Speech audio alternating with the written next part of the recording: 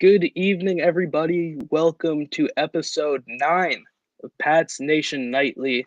As always, I'm Zach, co-hosted by Ben, and we are thrilled to be joined by the one and only Sophie Weller. How are you both doing today? I'm great. Thank you guys so much for having me. I'm so excited to be here.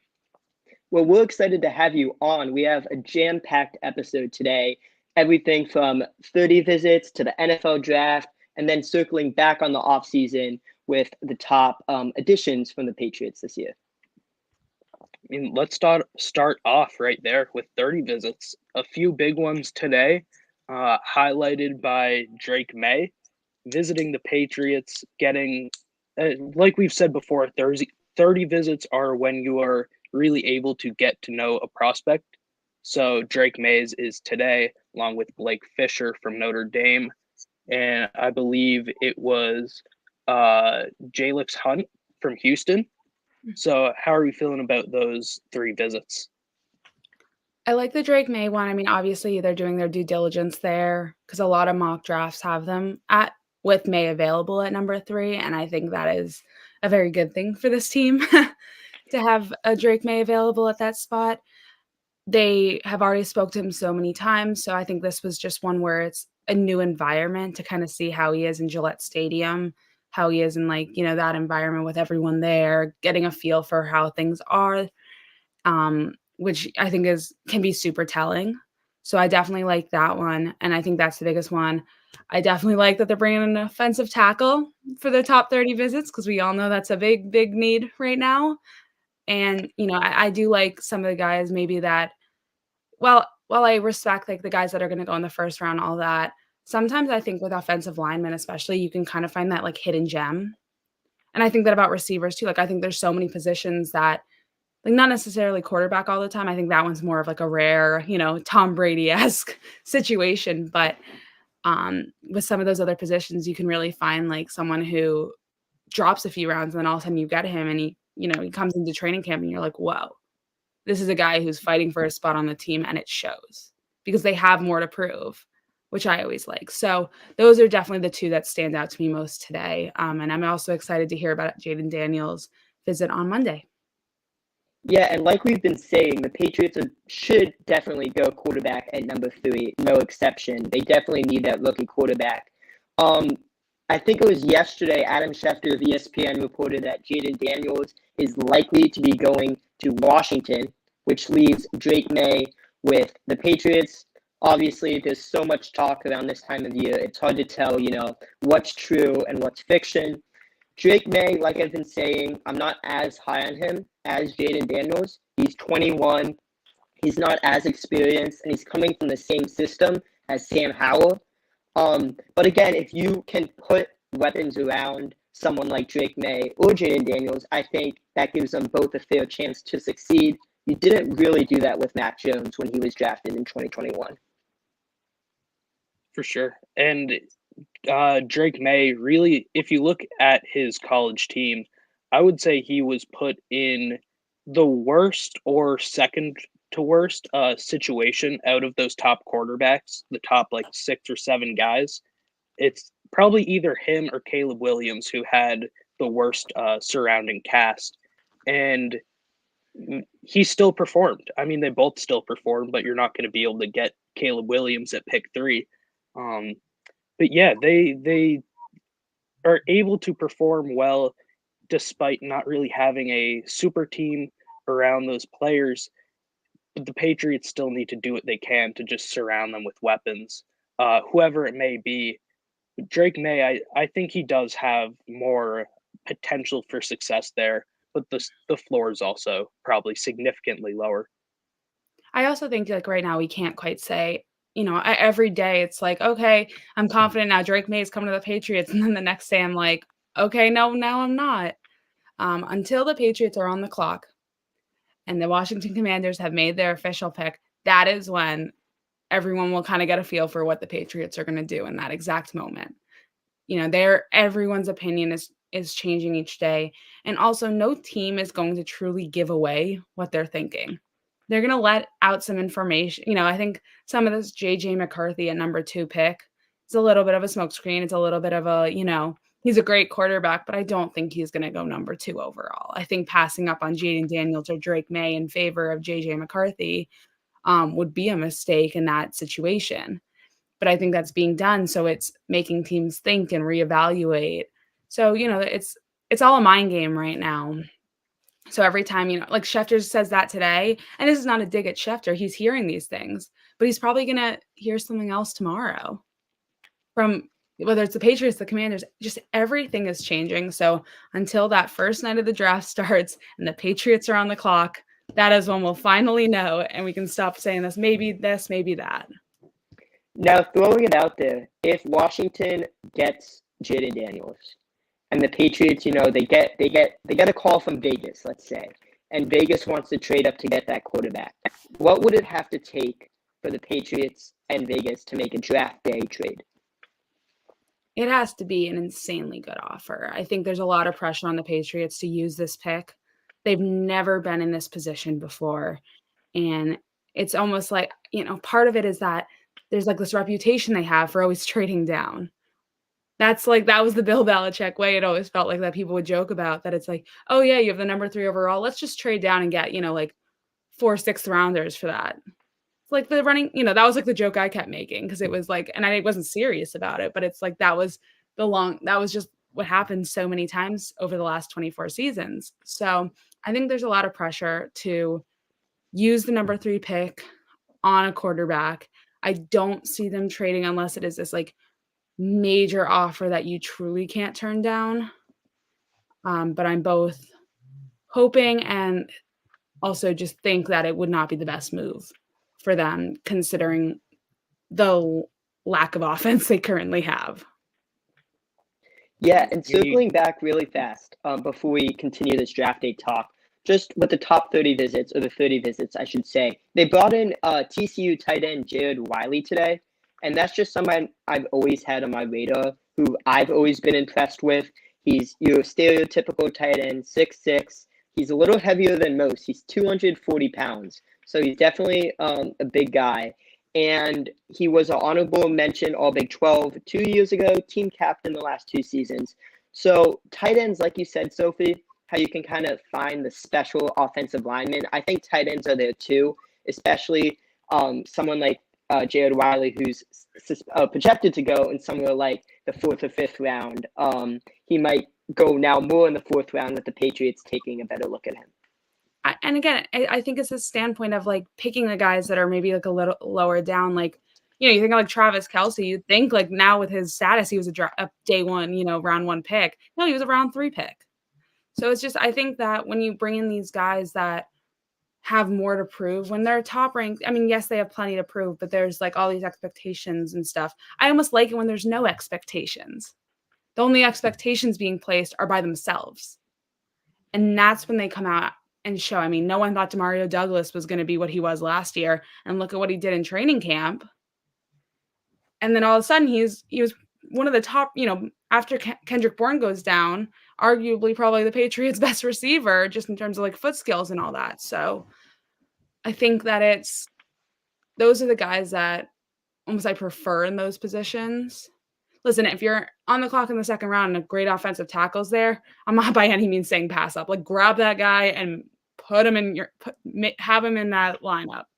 But especially with tight ends, receivers, and just some offensive pieces, some of the later picks can really, really work out in their favor.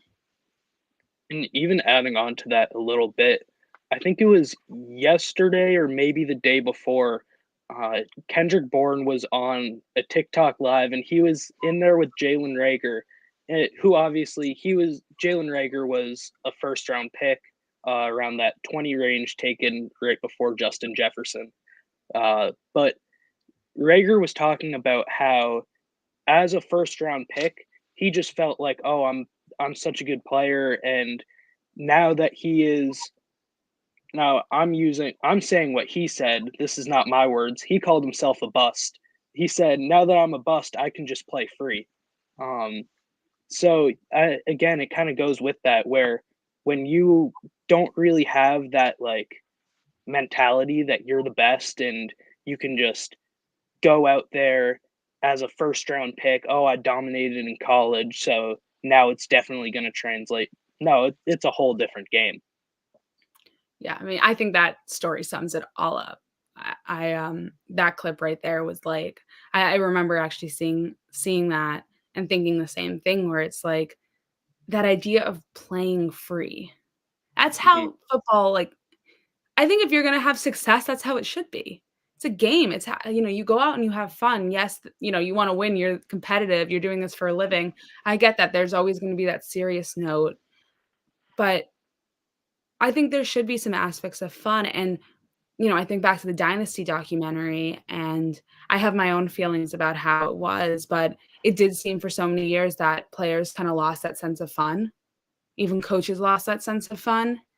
And that's why things crashed and burned so quickly. Yeah. I think the Chiefs are a prime example of a little bit of fun right now. They have fun out there. I mean, we're seeing that all the time on social media. Travis on the podcast, his brother, Mahomes, is like pretty active on social media. Like, they're having fun.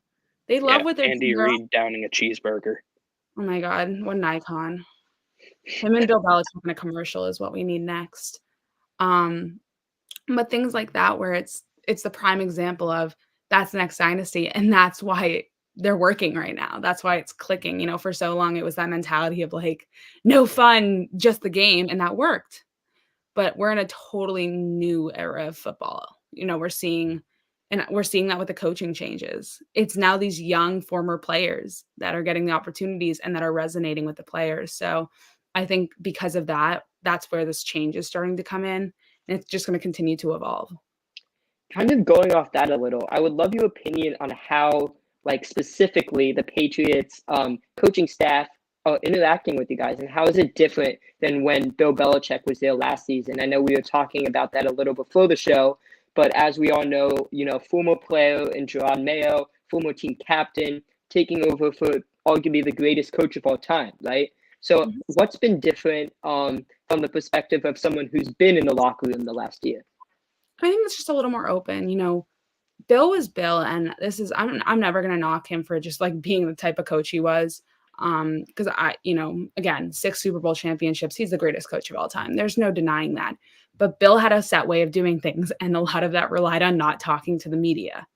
I actually feel very honored that I was able to cover, my first full-time season on the beat was his final season in New England, because I got that opportunity to see that. And now I'm getting the opportunity to see this new time. And it's because it's nice to be able to compare that. But in terms of that, it's just a little more open. Gerard Mayo has really stressed the importance of his relationship with the media.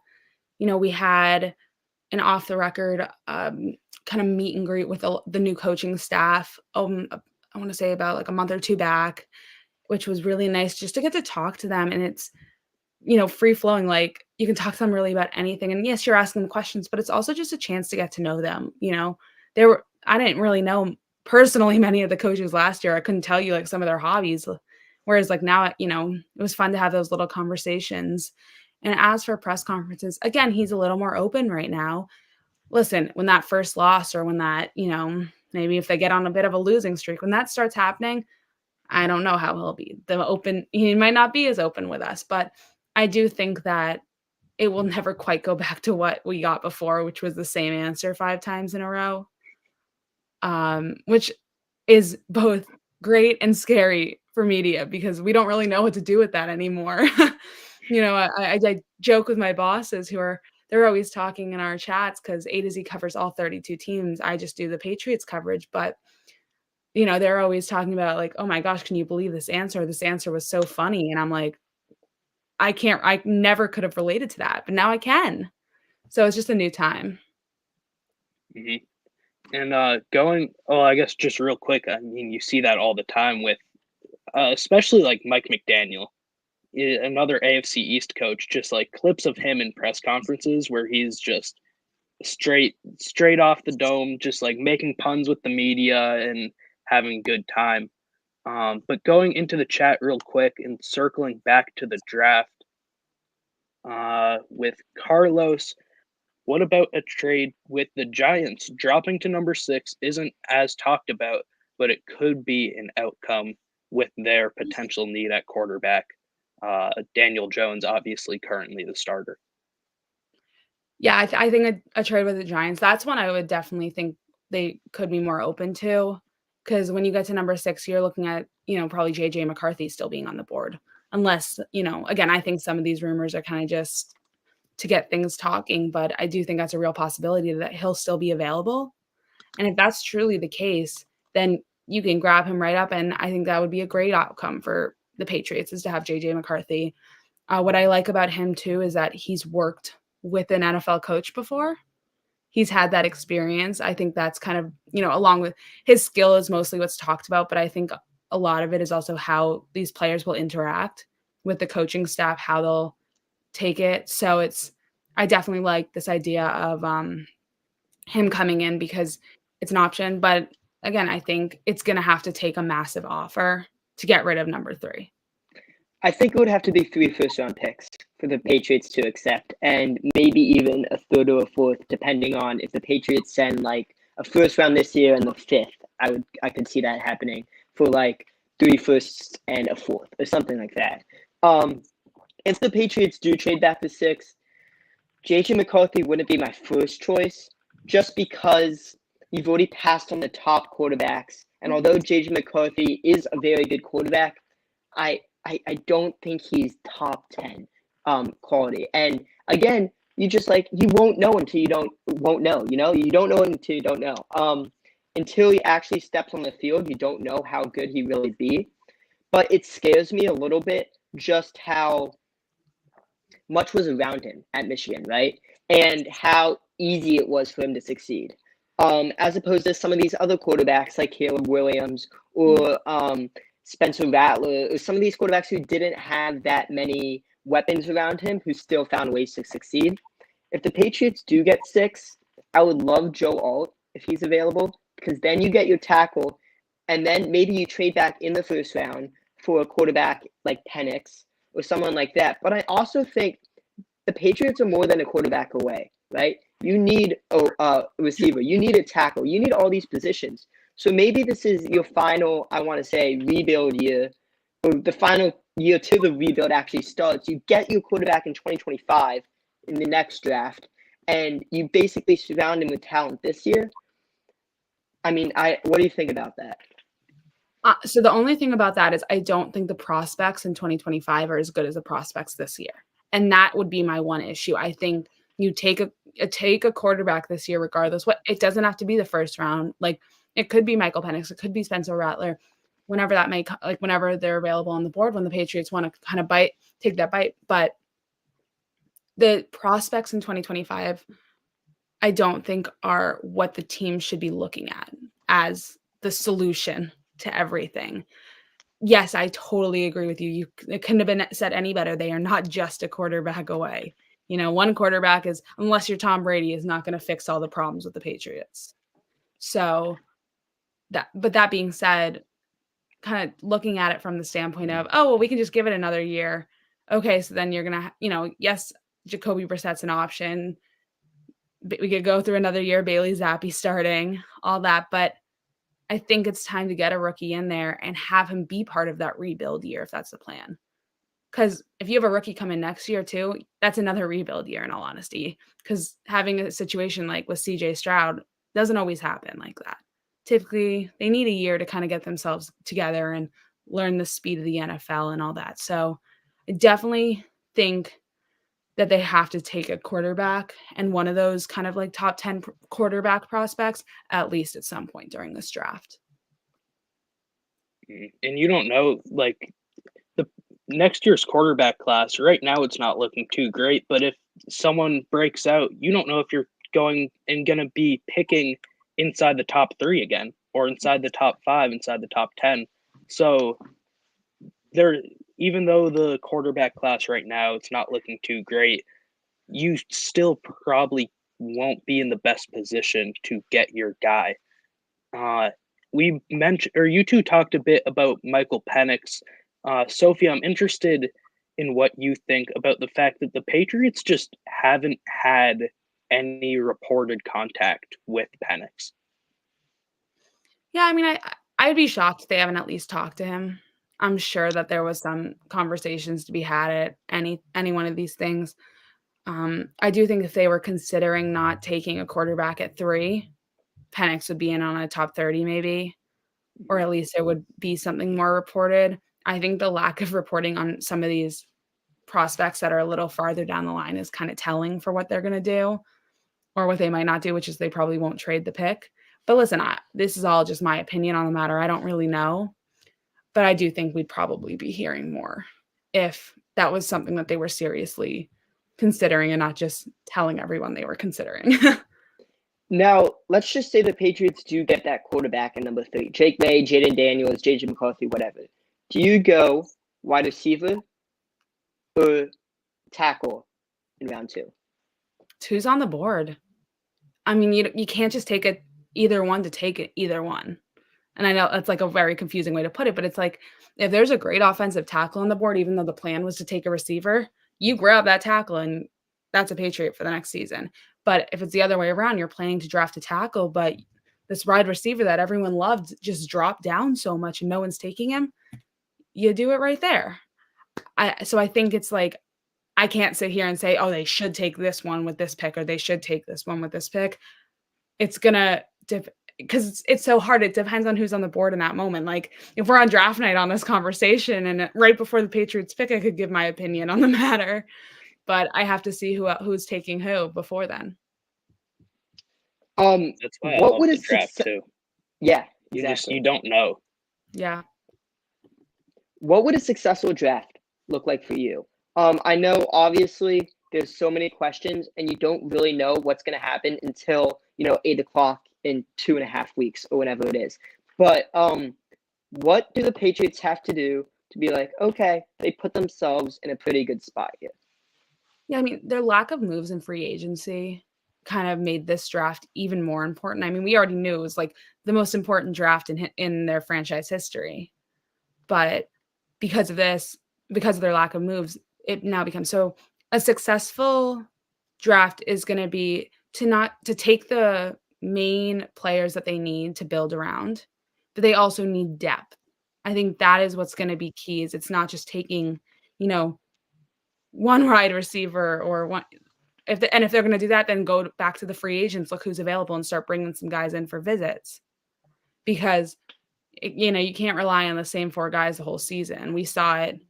The teams that are most successful are the teams that, for the most part, aren't, always going to the same guy. I mean, yes, you can say like the Kansas City Chiefs went to Travis Kelce a lot, or Tom always had Julian Edelman during that later part of the dynasty. But that being said, there were plenty of games that were won that they're thrown to receivers that you're like, oh, wow, you've done nothing all season, or we've kind of been trashing you all season, and now look what you've done. So I think it's just building that depth on the roster is when I will sit back and be like, okay, this was a pretty good draft.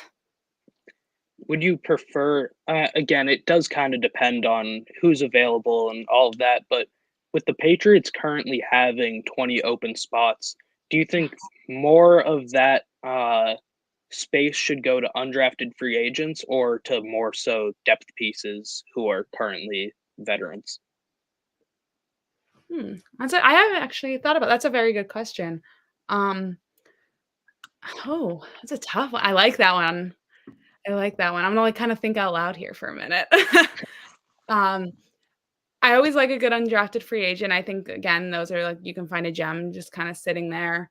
But I do think that even if it's not these big name veterans anymore, you still do need some veteran presence in the locker room a little bit.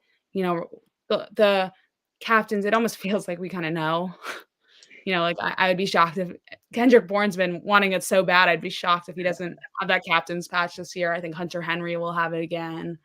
You know, they'll, plenty of these guys. So it's just, I think you need more of that presence who can help the rookies. You can't rely on a full team of rookies because whether they're drafted or undrafted, just because they don't know the NFL. It's so different. Every rookie says that. You interview them after the first game, they're like, whoa, that's not college anymore.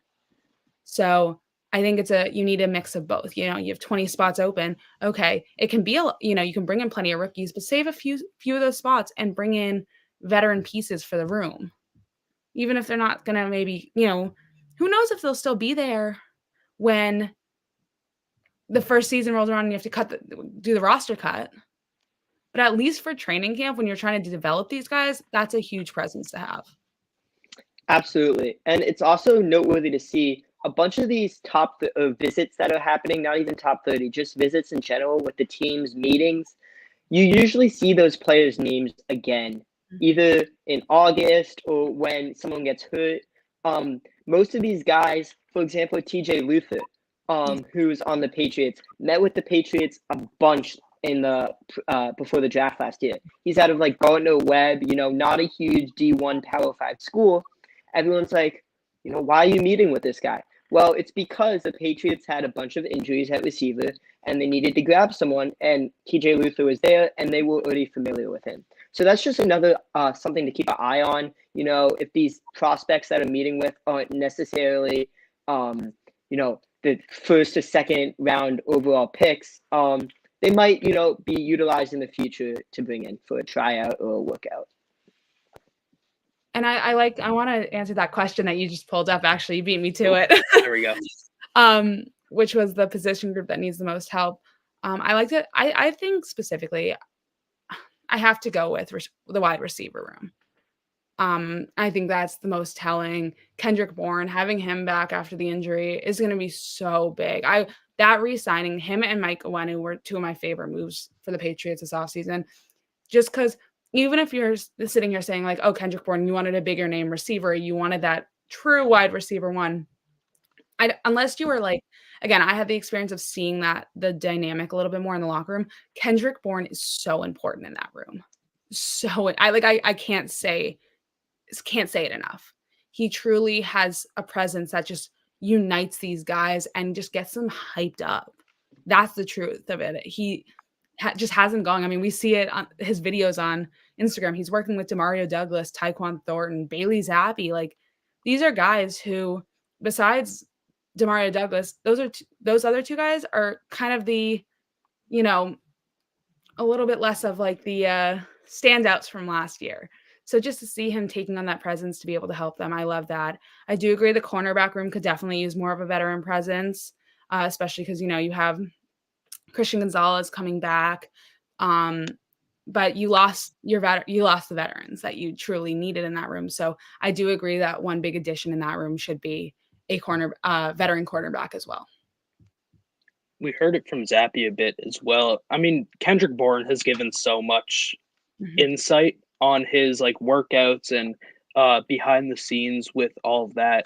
And we heard it from Zappi when I think he gave like a toast at a dinner and said how after Kendrick Bourne's injury, practice was just so grim. Like that presence was obviously missed. So having Bourne back in the receiver room is definitely a huge boost. And then, like you said, and Carlos said in the comments, cornerback room, Jonathan Jones, he's obviously a great veteran and all of that, but you could still use maybe a few more after kind of thinning out the cornerback room a bit. And overall, it's a pretty young room. I think losing Miles Bryant was like an underrated huge loss in that room. Yeah. I think he's a very quiet guy in terms of maybe like talking to the media or things like that. But I think like within the team, he definitely seemed to have a pretty strong presence. So that was like when seeing that move, I was like, okay, I think that one will sting a bit. Mm-hmm. Yeah, I mean, he didn't. I saw the contract details. I don't remember exactly what they were, but I don't think it was that much. It was like pretty close to a minimum. So kind of surprising in my mind that they let him go because it was reported that they had given him an offer, I believe, just it was for somewhat low, and then he signs for another somewhat low offer. Yeah, I mean, again, it's also like the pieces around him that's always going to go and be like, we weren't in that room, but I remember, I'm trying to find it. I spoke to him in January. So I did a kind of like a little project to talk to all the upcoming free agents. And there was, I asked him how he felt about New England. Would he want to come back? And he goes, yeah, I love it here. Hmm. So it was very similar to the same thing with Oweni, where it's like, I like being a Patriot. I want to stay in this building. So it's like, if that's the minimum he was, if it's that low of a contract, what was holding it back? Why couldn't we get it done? Because you have a guy who truly wants to be here. And considering how things have gone the last few seasons, not everyone feels the same way. So I think that is definitely an interesting thing to point out.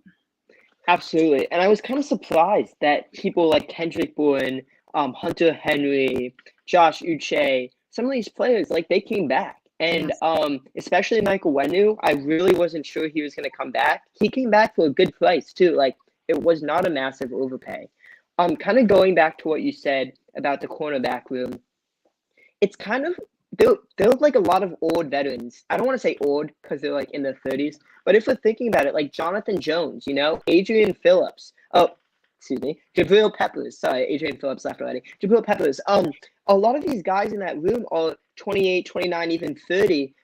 So that's why someone like maybe Cam Hart out of Notre Dame, I really like him as a fourth round pick. Just targeting that defensive back after you take care of the receiver and the tackle, and most importantly, the quarterback is something that I would really encourage the Patriots to do. This is very off topic, but with you mentioning Jabril Peppers, I just have to get it out there. Jabril Peppers is the same age as Kyle Duggar. That just kind of blew my mind, like thinking of that. Peppers, I believe, is a few months older, but right now they are the same age just because Peppers probably came into the league at 21 and Duggar was a senior or maybe redshirt senior. But it's just kind of crazy to think about that. Like you think of Duggar as this young player, like kind of just starting out in the league, and Jabril Peppers is kind of maybe on the back end of his career, and they're the same age. Yeah. But yeah, again, veteran presence. I think they both can do that, but Duggar hasn't been in the league for as long, and not as much there in terms of a presence. Yeah, so, and with the Michael Wenu one, I want to go back. So I did have a feeling like it was going to come. The one thing holding me back on whether it was going to resign or not was just the price offensive tackles we're signing for this offseason. But another, part of that project I was talking about before was that I had talked to Michael Wenu, and he literally said, "This is a place that took a chance on me. This is a place that developed me. This is a place I want to be." And it's the same thing. He wants to stay. You already knew you were losing Trent Brown. I mean, there was no chance he was signing back. So it's, even if you have to put some money, he was worth it. He was clearly worth the money. And when I saw that contract detail came in, I feel like it also kind of showed that he wanted to be in New England just as much as they wanted him back in some ways. Because again, he could have probably negotiated and gotten a lot more for what we were seeing. I mean, this is a guy with a standout year last year. And also is very versatile. Being able to switch from guard to tackle is not the easiest thing, but he kind of did it seamlessly. So he could have asked for a lot more, but they were able to get him. So it was a move that I think was coming. It was just getting all those details squared away. Do you think that the change of coaching staff and front office and all that helped I guess, make that a reality, or was it not much of a factor there? Well, I think that's why also some of the moves were a little later this season, was definitely those changes in the front office and all that. But I think regardless of who I would have been shocked had they even if they decided to stick with Bill if Michael Wenny was not back last season. That one in particular, I think they had to stress they saw how important he was to the team, how, vital he was on that line. It was the same thing I wanna say with Trent Brown, when those 2 guys were in the game versus when they weren't, it was a huge difference. So, if you're gonna lose one, make sure you're not losing both, because having to replace both sides on tackle, I Not would ideal. not wanna be the head coach in that situation. Yeah, absolutely right.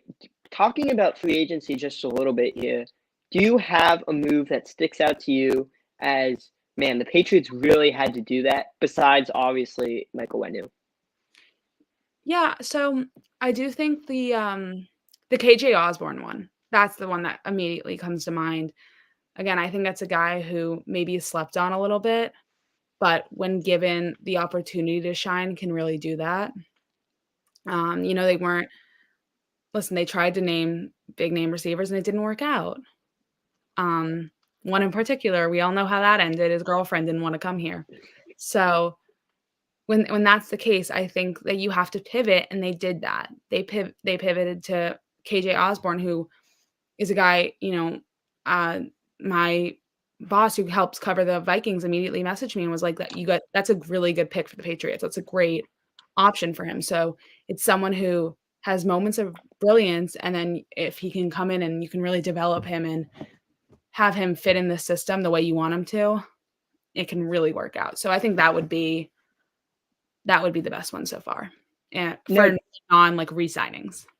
do you think the Patriots are going to add another receiver before training camp starts in August? Like, outside of the draft? Obviously, yeah. Sorry, outside of the draft, and I think it's a someone that possibility. comes to mind is No one that OBJ. comes Yeah, so, I mean, I do think that's a possibility. Unfortunately, even though he's saying he was not quite fully involved, looks like it could be the Dolphins. I mean, I don't know. Tyreek Hill's clearly making a push and even faked out OBJ today, but listen, if I was the Patriots, I'd be calling, seeing what the price would be on him and getting him over to New England.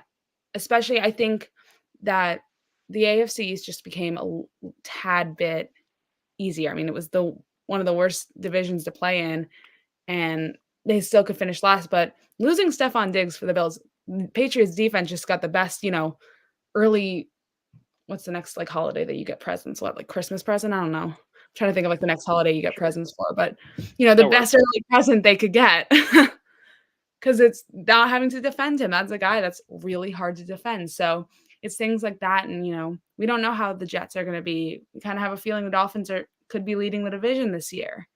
Things like that. So if you can bring in OBJ, it's just going to raise your stock a little bit more. And they need all the help they can get because it's still a tough division even after Diggs left.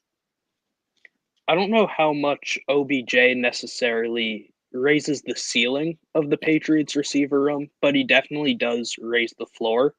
And again, we talked earlier about veteran presence in different like offensive position groups, and we spoke a lot about receivers. Well, there's a guy who's been in the league for so long, who has experienced being the best receiver in the league and the most popular and everything like that, to now being still obviously popular but not a top 10 receiver. Um, so yeah, I think that there's no downside to it. You might as well at least make the call, see what's there, and if it's an expensive contract, well, you have the money. Is it worth spending? Okay, depends on how much. It would probably be a pretty short term deal. So Maybe a 1 yeah, year. I don't yeah, see him one staying 1 year. maybe two, but yeah. So there's not much downside there. Mhm. So I mean, moving to the chat real quick with Ken, want to know opinions on Mayo pushing back the start of the off season. I mean, I think most coaches did that. Most new coaches did that. So might as well just get everyone on the same page, and especially with such a large coaching staff. Yes. I agree with that philosophy of just taking a little bit. Yeah, I mean, he said it best, which was that, if the coaches aren't in order, how are you expecting to bring everyone in and have them be in order? So, again, it's a huge coaching staff. This is so different from anything we've seen. Bill did not Bill liked to keep his coaching staff as few as you can get, but Jerome Mayo's bringing in everyone because he wants his team to be the best they can be, and it's a lot of voices. So you have to make sure those voices are kind of working with each other and not against each other, especially this early on when you're still getting to know each other. So this is totally a move that I understand. And I mean, he's still going in a little earlier. I think he was given, is it 2 weeks before that they can go in? Yeah, Something like so that. he pushed it back 1 week. Exactly. So he's still using a little bit of it, but just not the full scope. But I agree with why he's doing what he's doing. Yeah, and just taking a look at kind of the Patriots' schedule going forward. Obviously, you have the draft in about 3 weeks. Then the team will hold a rookie minicamp from May 10th to the 13th. And then I believe there's about 4 or 5 OTA sessions. And how many of the media going to? I have to double check off the top of my head. We have a few, I believe, like maybe like 3 All or good. Yeah. So they're gonna go to like half of those, and then you have a few weeks until mandatory mini camp begins in June, and then after that there's like a dead period, and then training camp. Although the dates have not been released yet, it's gonna start at the end of July, early August, and will go to when the preseason games start. Yep. And then moving to, I believe, probably our last question before we wrap up. This one was sent in before the show, also from Ken. We talked about it a bit earlier, but what could the Patriots' mindset be heading into the draft? Should they draft J.J. McCarthy? If Daniels is there, should they take him and build the offense through draft or via trade? I like that last part especially. Yeah. Do you think building, I would say mostly the receiver room is the biggest place where you might do it from trades, but what do you think is the best option there? I like bringing up Daniels. I think people are kind of writing off Jaden Daniels right now because of all these reports that he's going to Washington. And listen, it's a very real possibility. But if, let's say Drake May and Jaden Daniels are on the board, just for the sake of, speculation for the moment, I have kind of always been leaning a little bit more towards Jaden Daniels. And that is because I think he's very different from what we've seen from the Patriots for so long. That's, I think, what I like most about him.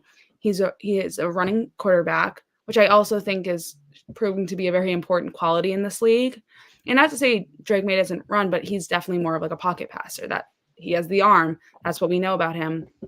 I like that Jaden Daniels can run a little bit and has that quality just because, again, for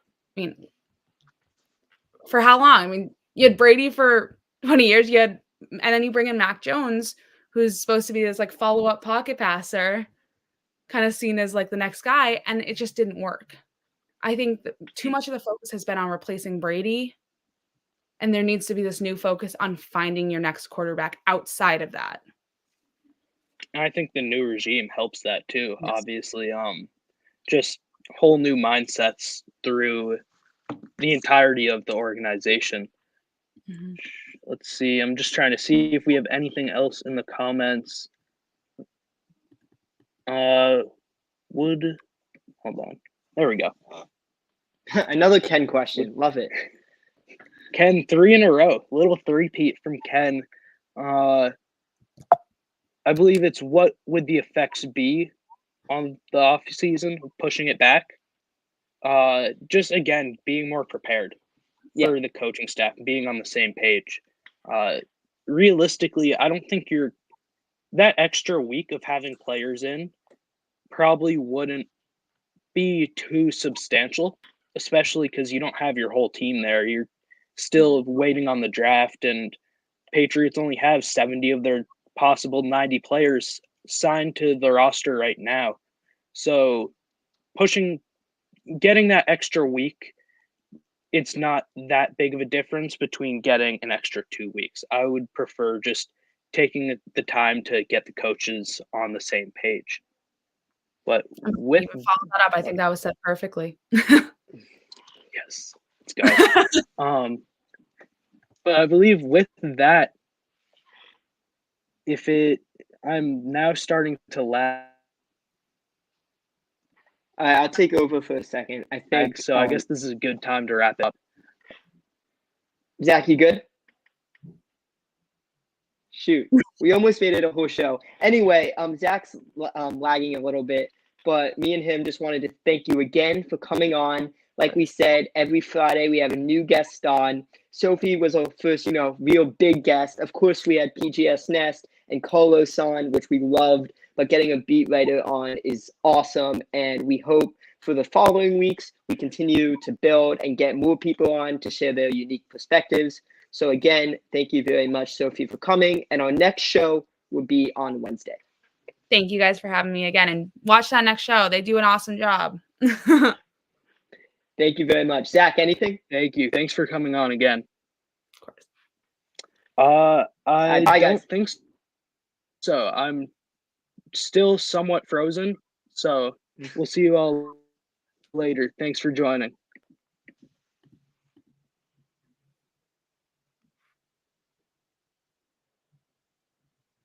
Well, thank you again for coming on. I want to make sure we're not live. Going. Oh, If you want to shit. Damn it.